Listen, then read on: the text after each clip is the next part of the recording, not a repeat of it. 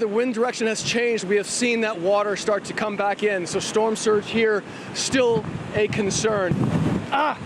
各家记者陆续在风雨中跌倒，站都站不稳。交通号志直接被吹倒掉地。飓风伊恩今天登陆美国佛州，让佛州西南海岸大半地区陷入黑暗。多达5000趟班机取消之后，威力已经持续减弱，目前降为1级飓风，但今晚仍有超过200多万户无电可用。Of course, the power is out here in downtown Punta Gorda where we are, and the winds are quite strong. So we're sort of keeping one eye on some flying debris. 飓风吹袭建筑物，几乎只看得见屋顶，更有洪水冲破门窗淹入民宅。一名居民在家中2楼录下洪水灌入客厅的画面。This is the current condition in my house. God hope you never have to see this at your house.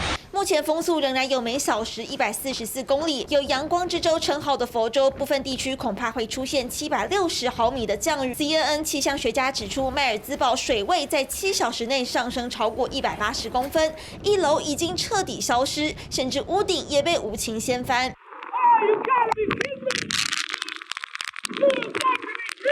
暴潮更可能导致岸边海水再冲高3.6甚至5.5公尺，警告可能出现严峻的紧急状况。国家飓风中心也说，这是会危及生命的飓风，警告民众接下来几天都要乖乖躲好。3新闻姚汉娟报道。